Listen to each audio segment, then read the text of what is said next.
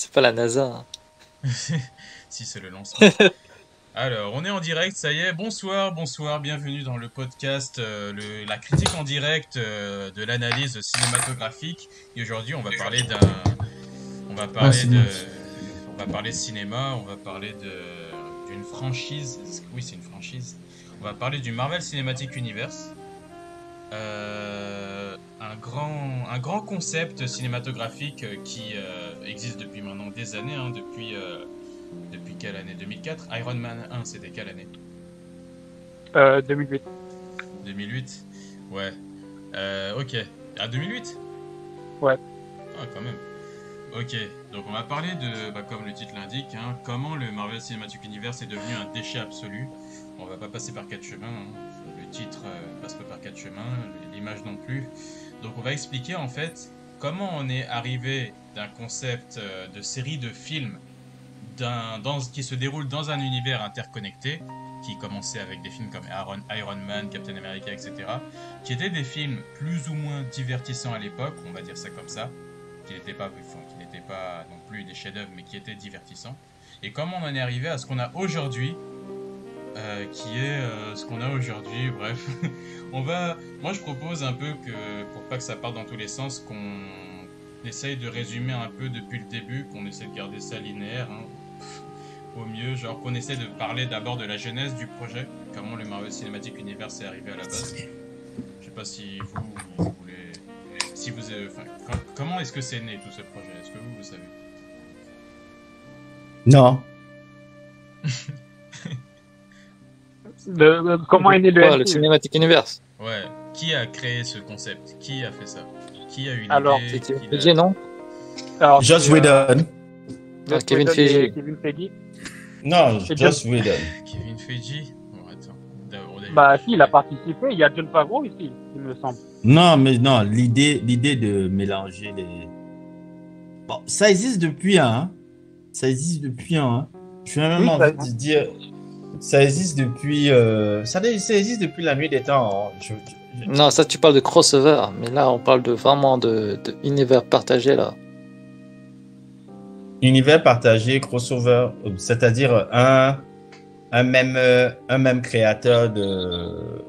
J'ai vu... Comment il s'appelait le gars là Tori Spelling. Je ne sais pas si vous vous rappelez de ce gars là. Tori Spelling?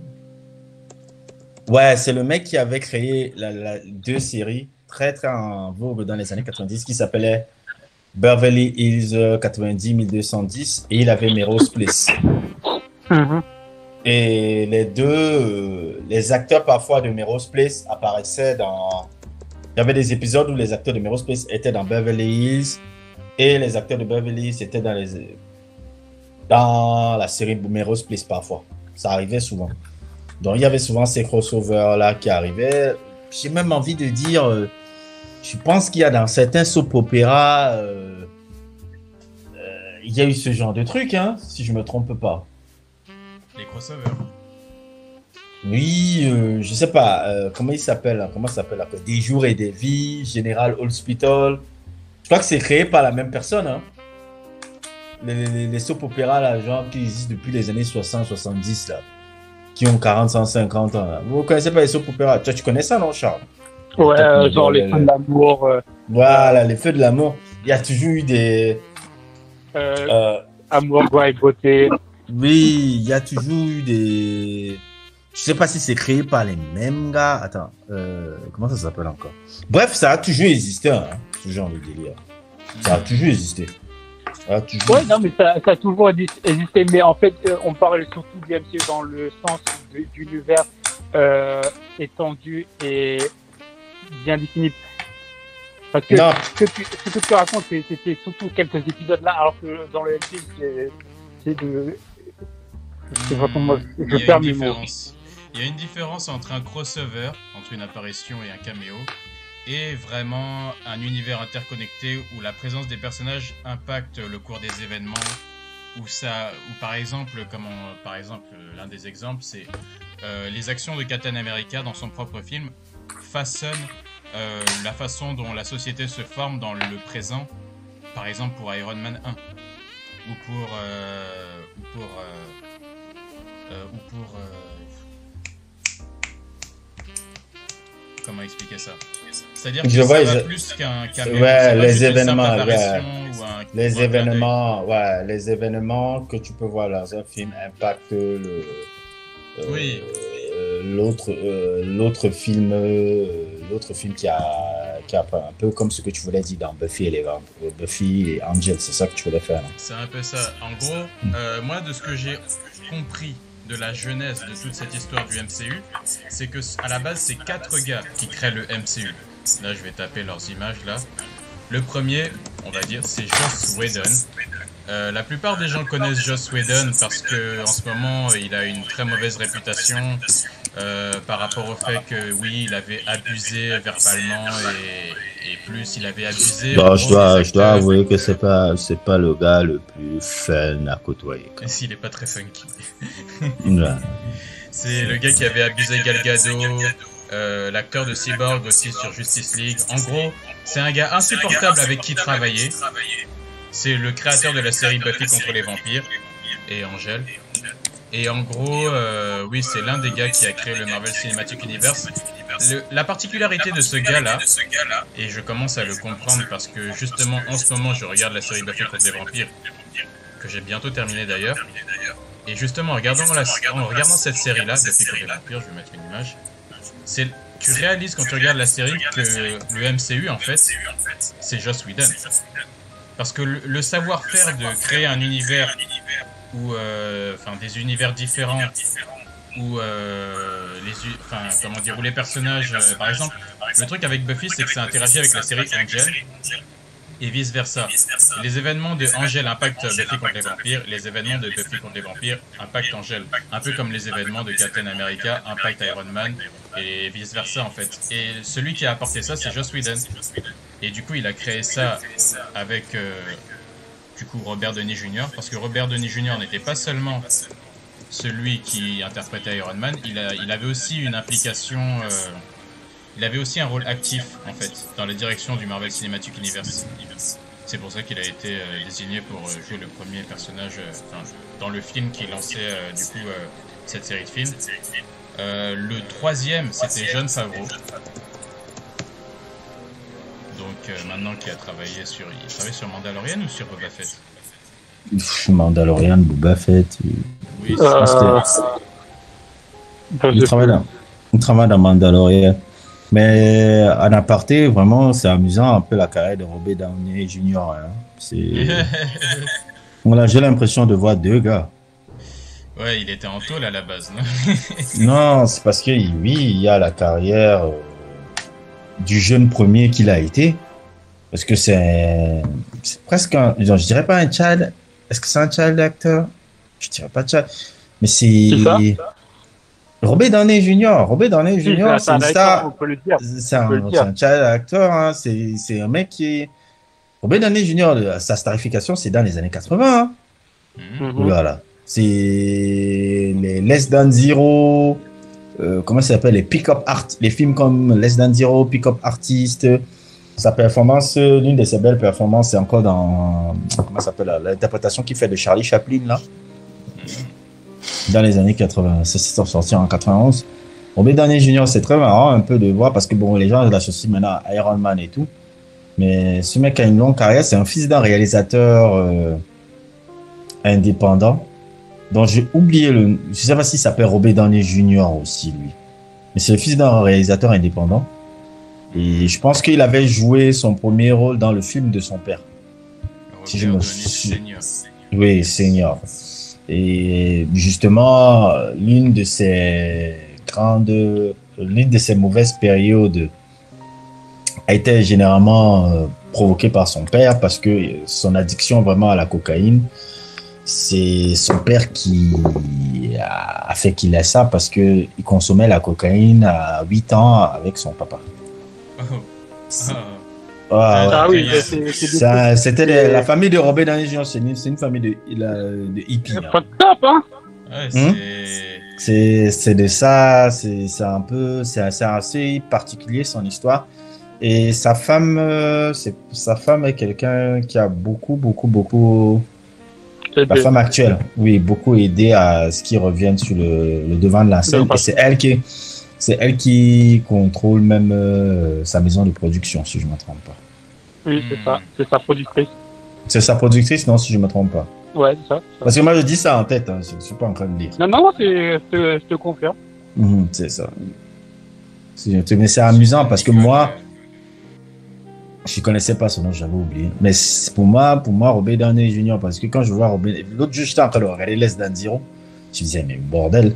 J'oublie souvent que le gars, là, avant d'être Iron Man, il a eu cette carrière-là. Ah bah, il avait quand même une très bonne carrière. Hein. Non, c'est ça, je t'ai dit. C'est un jeune premier, ce gars-là. Ouais. C'est un jeune premier. C'est quelqu'un qui a vécu vraiment 2 phases de... Ouais. J'ai l'impression de voir 2 personnes différentes, véritablement. C'est pas comme si je voyais quelqu'un qui a évolué. J'ai l'impression de voir 2 personnes différentes. Si. Ça passe voir un peu. Ça me fascine un peu. C'était un peu l'aparté que je voulais faire. Non, mais c'est pas un aparté, c'est totalement dans le sujet. Et ce rôle-là, on va dire que ça l'a relancé sa carrière. Parce que c'était les tout au bas du bas. Il y a là. des histoires que j'ai entendues du genre, il espionnait des gens, il montait dans les maisons des gens, il les observait par la fenêtre, des histoires comme ça, je sais pas. C'est n'importe quoi. Mais donc c'est vraiment une vraie redemption story, ouais. C'est une redemption story comme Hollywood arrive à le faire souvent. Ouais. Et c'est assez amusant. Tu sais, le pire, c'est que Iron Man, le premier film, c'est clairement son histoire. Hein. C'est littéralement son histoire. Hein. Quand je vois, c'est lui. Hein. Bah, c'est lui. Hein. C'est totalement lui. Lui-même, il a dit que... Lui-même, il a dit que c'est un rôle de composition. Iron Man, c'est un rôle de composition.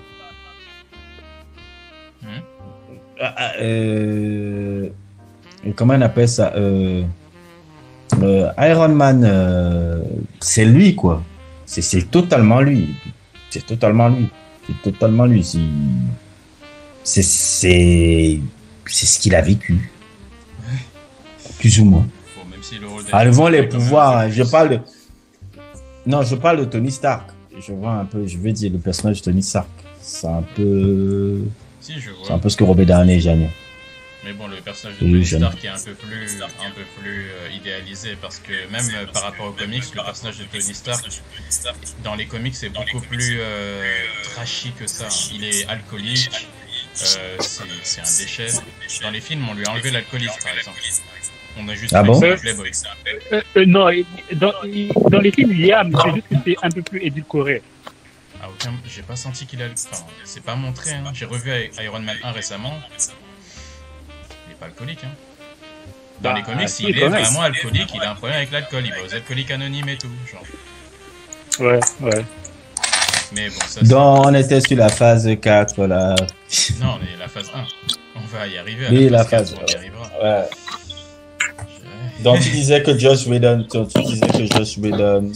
Oui, je disais, ça a été créé par 4 gars. Donc, Joss Whedon, Robert Downey Jr., Jon Favreau, et le 4e, c'est Edgar Wright. Donc, Edgar Wright? Ouais. Comment ça, Edgar Wright? Bien sûr. Edgar Wright était l'un des 4 gars qui a façonné le plan. Parce qu'à la base... Ah, ça fait mal. C'est Maurice, je pense. Il est en train de manger. Allô? Ouais. Non, fais pas attention, continue. Ok, donc en fait, le truc qu'il faut savoir, très important avec le Marvel Cinematic Universe, c'est qu'à la base, ça a été la série de films qui a été Iron Man 1, Captain America, en gros toute la phase 1 du Marvel Cinematic Universe, même la phase 2, même la phase 3. Ça a été un plan qui a été rédigé et préparé par 4 hommes, par 4 personnes. Du coup, ce sont ces 4 gars-là.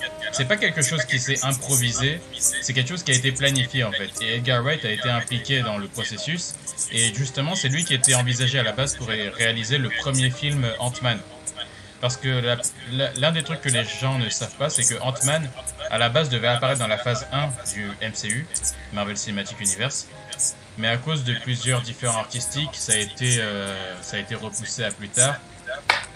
Et pour une raison qui est encore très obscure, parce que Edgar Wright n'a pas encore témoigné par rapport à ça, on sait pas. Il y a beaucoup de choses qui sont encore pas claires sur ce qui s'est un peu passé derrière les coulisses.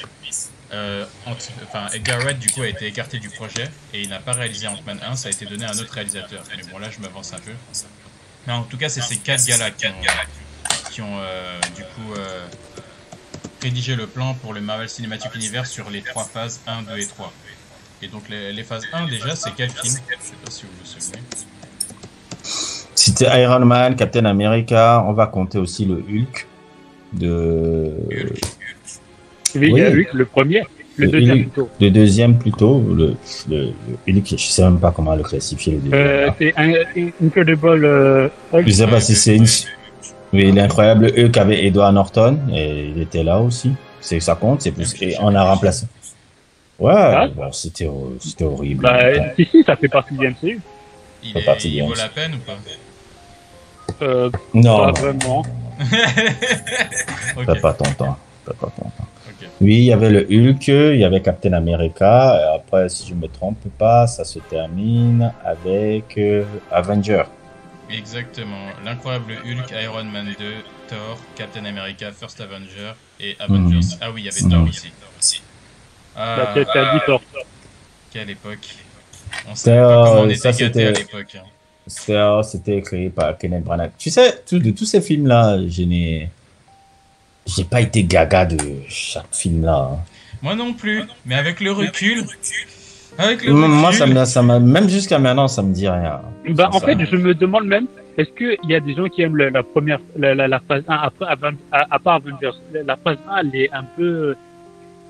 Bah, non, mais il y a aucun film de ces gars-là qui m'ont vraiment... J'ai aimé Captain America 1, Thor et Avengers. Moi, personnellement, j'arrivais pas à connecter avec ça. C'était à moi, la période là, tu sais, c'était à ma période où j'étais avec tout.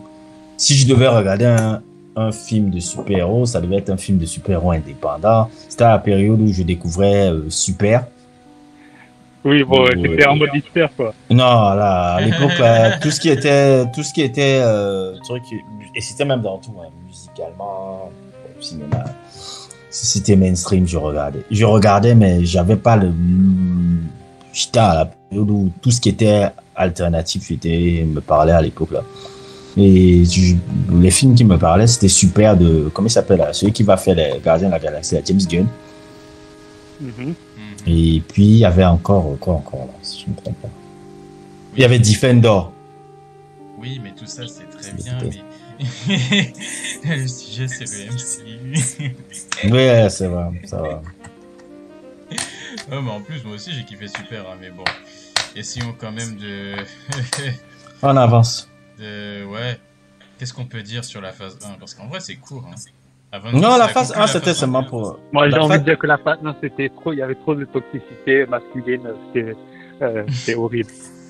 Non, la phase 1, c'était vraiment... Vraiment poser d'abord les personnages. Parce qu'il faut comprendre que le succès d'Iron Man a donné le petit pouce, le ton, pour que les gens disent, bon, ok, on va faire alors les prochains films, pour voir si on peut vraiment arriver au tout. Parce que l'objectif, c'était qu'ils arrivent à Avengers. S'ils n'arrivaient pas à Avengers, cette histoire-là n'aurait jamais... Oui, il faut remettre les choses dans leur contexte.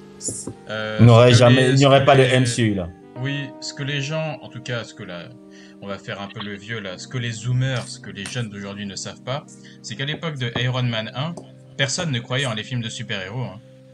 À l'époque, on était à l'époque de Spider-Man de Sam Raimi, mais Spider-Man de Sam Raimi, à l'époque, c'était déjà une anomalie, hein, que ce soit un succès comme ça. Le fait que Iron Man ait du succès, c'est... non, il y avait Batman, hein, de Christopher Nolan. Ouais, mais ça, je le mets en... Oui, mais pareil, c'est une anomalie. C'est une anomalie. C'est-à-dire que... Batman n'est pas considéré comme un super-héros dans la conscience collective. Non. Je ne mets pas du tout les The Dark Knight, là. C'est pas...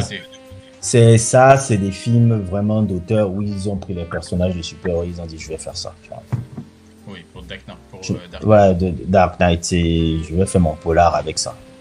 Je vais faire Hit avec les personnages de super-héros avec ça. Ouais. C'est ça un peu de Dark Knight, quoi. Et c'est vraiment pas dans une vibe de dire Christopher Nolan n'est pas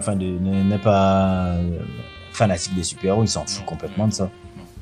C'est pour ça que justement ça a donné ce truc là. C'était pas dans un truc de dire j'aime bien les trucs de super-héros, je vais mettre en avant. De Dark Knight. Si tu vois même les geeks fans de super-héros, The Dark Knight n'est pas un truc. The Dark Knight parle aux cinéphiles. The Dark Knight ne parle pas aux fanatiques de comics. Les fans de comics, ils aiment les films d'animation Batman. Ils aiment les films d'animation Batman. Mais la majeure partie des films Batman, les fans de comics ne kiffent pas. Que ça soit celui qui était avec Matt Reeves là, qui a fait son Seven avec le Batman là, que ça soit Tim Burton qui a fait son Nosferatu avec le Batman Returns là, et que ça soit Nolan qui a fait Hit avec son The Dark Knight là. Les fans de comics, les boys là, non, rien à branler là. Le MCU, c'est ça qu'ils attendent. Ouais, parce que Iron Man 1 à la base, c'était pas dans l'inconscient des gens, c'était pas censé marcher. Hein. Ça a été une surprise. C'est pour ça qu'après, il y a eu les histoires d'Avengers, il y a eu les histoires de Thor.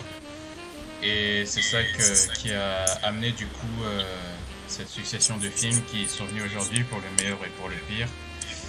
Et donc je pense qu'on va passer à la phase 2. Non, mais il faut dire un peu les films, Les films, il y a eu Iron Man, il y a eu Captain America, il y a eu Thor, et Avengers. Et dans ces films-là, qu'est-ce qui vous ont le plus plu? Par exemple, toi, Maurice, qu'est-ce qui t'a le plus plu de ces trucs de la phase 1? Avengers. Yeah. Moi, je pense que c'était le meilleur film de cette phase-là aussi. Mais ce film-là n'existe pas sans les autres. Il y a un élément, d'ailleurs en ce moment, je ne sais pas si vous avez remarqué sur les réseaux sociaux, là dans les mèmes, il y a beaucoup, justement avec la sortie de la série She-Hulk, on va y venir vers la fin du podcast, c'est la phase 4, il y a beaucoup de nostalgie qui revient envers le Hulk original. Le Hulk qui casse tout, genre le Hulk avant... le Hulk de Ang Lee. Le Hulk de Ang Lee. Non, il parle de Hulk de Avengers. Le Hulk... et le Hulk de Ang Lee aussi, hein. Non, le Hulk de Ang Lee a trop bien vieilli. Ça, j'ai envie de dire ça. Maintenant, les gens ne l'insultent plus, ce film-là. Pendant longtemps. J'ai pas vu le film, hein. J'ai pas vu le film, mais il y a des mèmes sur ça. Pendant longtemps, j'ai été parmi les seuls rats qui défendaient ce film-là. Le Hulk de 2003 de Ang Lee. Tu n'en as jamais parlé. Il est bon, ce film.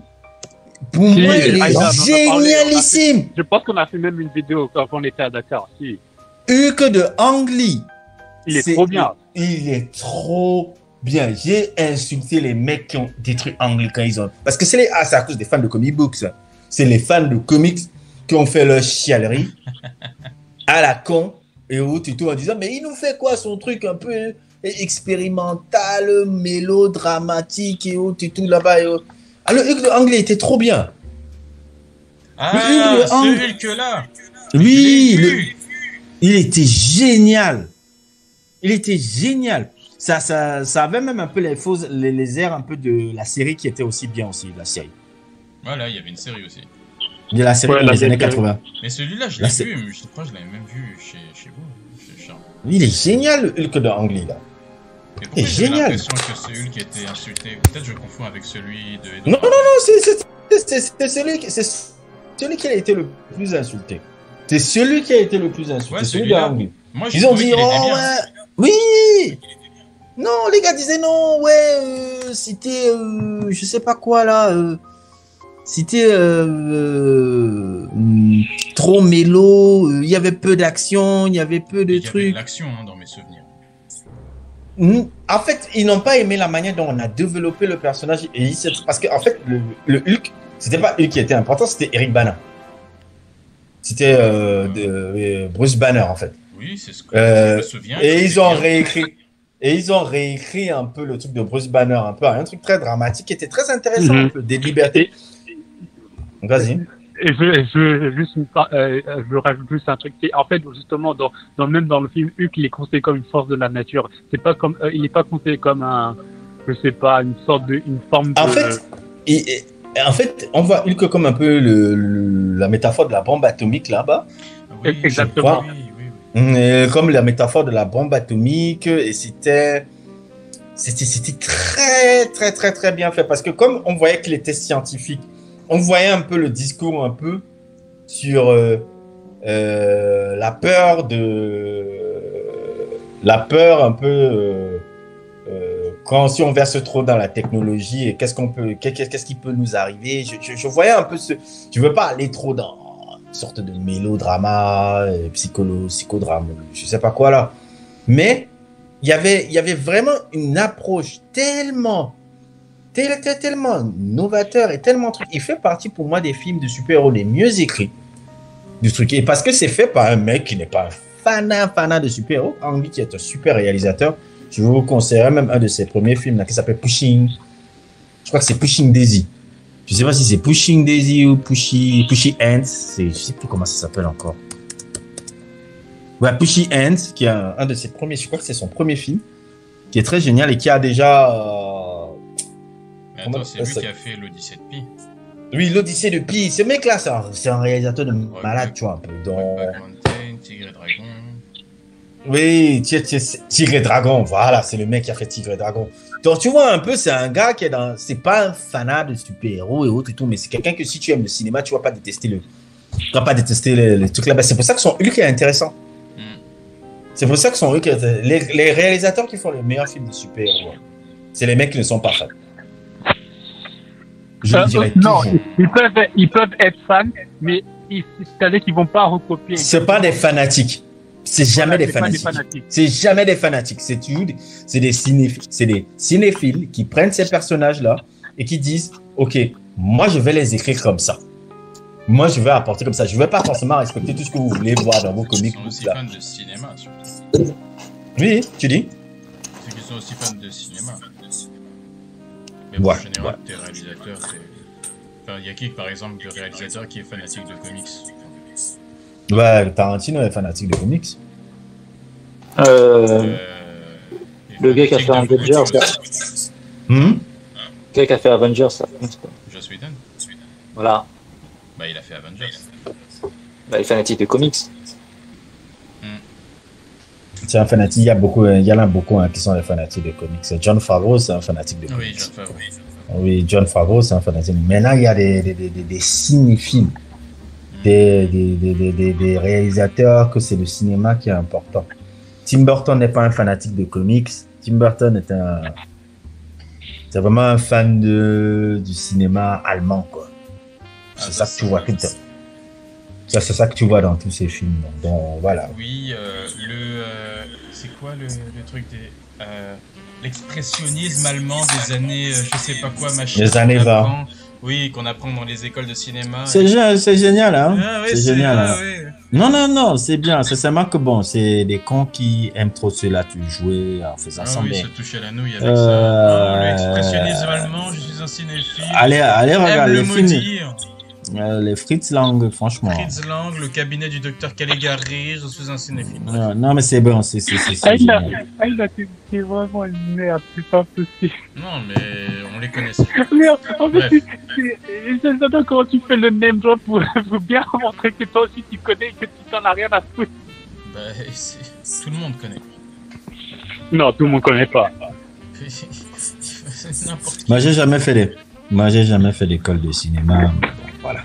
Il n'y a pas besoin. Gardez votre argent, ceux qui nous écoutent, ne faites pas d'école de cinéma. Allez sur YouTube. Vous avez tout là. Sincèrement. Franchement, allez sur YouTube, quoi. Allez sur YouTube et cherchez tout là-bas. En fait, Ouais, l'école de cinéma. Les écoles de cinéma, c'est juste pour faire du réseau. C'est juste pour faire du réseau Allez par rapport à soirée, certains. Pécho, etc. Allez faire du réseau. C'est tout ce que l'école de cinéma vous apprend. C'est tout. Bon, bref. Bref, du coup, avant de passer à la phase 2, du coup, on va monter progressivement.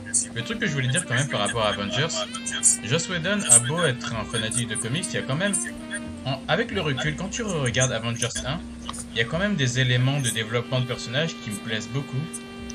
Il y en a notamment deux. Après, c'est les deux seuls qui me reviennent en tête. C'est par exemple la première scène où on revoit Captain America qui s'entraîne, où il est introduit, il est en train de taper sur le punching ball. Genre après avoir été sorti de la glace, etc. Nick Fury vient le voir, et genre Captain America lui dit « Je pensais pas qu'après la guerre ce serait comme ça, genre. Je pensais pas que... Enfin, je me dis qu'on a gagné la liberté, mais on a aussi beaucoup perdu au passage. » Il dit cette phrase, et vous l'interprétez comment par exemple? Bah, je l'interprète comme un peu, on a beaucoup perdu. Une des interprétations, par exemple, c'est qu'on a perdu en liberté par rapport à la surveillance des citoyens. Ouais. C'était quoi le Patriot Act ou je sais pas quoi. En tout cas, je vois un peu ce que tu veux dire, quoi. Il y a des phrases, en fait, quand tu reviens, genre 10 ans, 20 ans après, c'est intéressant que Joss Whedon ait mis ces éléments-là, en fait. Il y a l'autre truc aussi que je voulais dire, c'est par rapport à la relation entre Natasha Romanoff et Bruce Banner. Quand tu le mets en parallèle avec la série She-Hulk, ce qui est devenu le Hulk aujourd'hui, ce qui est marrant dans Avengers 1, c'est que c'est le film où le personnage de Hulk est considéré vraiment, ou vraiment tu le considères comme un personnage dangereux en fait. Parce que tout le truc de Avengers 1, c'est vraiment comment faire pour gérer le personnage de Hulk, parce que c'est le personnage de Hulk qui est tout l'élément perturbateur du film en fait, quelque part. Et il n'y a que à la fin, dans la résolution, que le personnage de Hulk justement devient l'allié contre la menace commune qui est Loki avec son armée. Parce que pendant tout le début du film Avengers, c'est le premier ennemi, c'est vraiment Bruce Banner et c'est Hulk quoi. Ce qui est intéressant, c'est qu'on le considère comme une menace. Et même Loki utilise Hulk dans son plan pour pouvoir foutre la merde dans le vaisseau avec Thor et Iron Man et Captain America. Et c'est vraiment triste qu'on en soit arrivé à un moment où le personnage de Hulk devient une blague. Mais bon, bref, c'était juste ça que je voulais mentionner. Non, mais c'était très bien aussi de voir Avenger. Moi, je pense que mon frère aurait été content de voir ça parce que mon frère était fan des Vengeurs, quoi. Quand il était...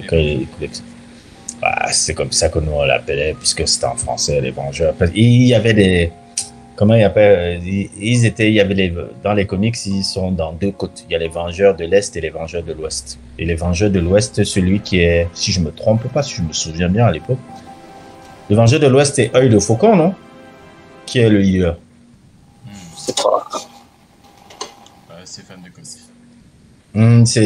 Il y avait les Vengeurs de l'Est, je crois que c'est Captain America qui est le leader. Et les Vengeurs de l'Ouest, c'est Œil de Faucon qui était le leader, parce que c'était divisé en Est et Ouest et tout. Je me dis que mon frère aurait aimé voir ça, parce que c'est lui qui était fan de comics. Ouais, parce qu'à la base, les films adaptés de comics, c'était un peu une plaisanterie. Hein.